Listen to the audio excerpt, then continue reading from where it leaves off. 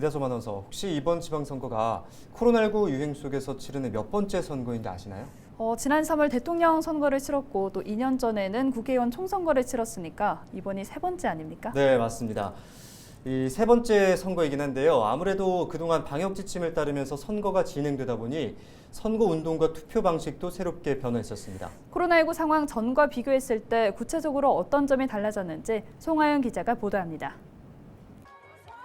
선거철이 되면 거리 곳곳에서 울려 퍼지던 유세 노랫소리. 유권자 한 명 한 명 손을 잡고 눈을 맞추며 표심을 공략하던 후보자들을 쉽게 찾아볼 수 있었습니다. 하지만 코로나19가 발생한 뒤 전통적인 선거 방식은 완전히 달라졌습니다.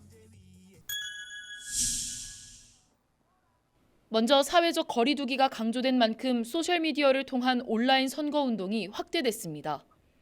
지난 21대 총선 당시 전국 1일 코로나19 확진자는 평균 10,000명대. 이렇다 보니 이른바 새몰이 행사인 선거사무소 개소식이나 출마 기자회견 등은 대부분 취소됐습니다. 그러면서 페이스북이나 유튜브 등 온라인 채널은 새로운 선거운동의 격전지로 떠올랐습니다.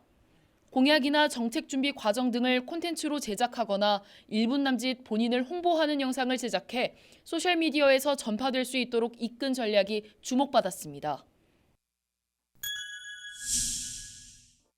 색다른 비대면 선거운동 양상도 두드러졌습니다. 지난 3월 대통령 선거에서는 인공지능을 활용한 선거운동이 눈길을 끌었습니다. 각 정당은 거리두기 강화로 직접 방문할 수 없는 상황을 고려해 실제 후보자의 모습과 똑같은 AI 후보자를 선보인 겁니다. 이 밖에도 방역 소독기를 메고 거리에 나서거나 QR코드를 명함에 새겨 자신을 알리는 등 다양한 비대면 선거운동이 이어졌습니다. 확진자와 비확진자를 구분하고 투표 시간을 늘리는 등 투표 방식에도 큰 변화가 있었습니다.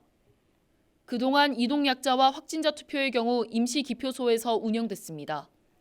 일반 유권자와 확진자의 동선을 구분짓기 위해 시간도 다르게 진행됐습니다.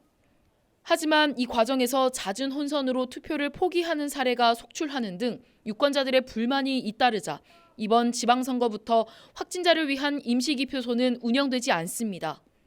5월 28일 토요일 사전투표 2일차에는 오후 6시 30분부터 8시까지, 6월 1일 선거일에는 오후 6시 30분부터 7시 30분까지 투표를 할 수 있습니다.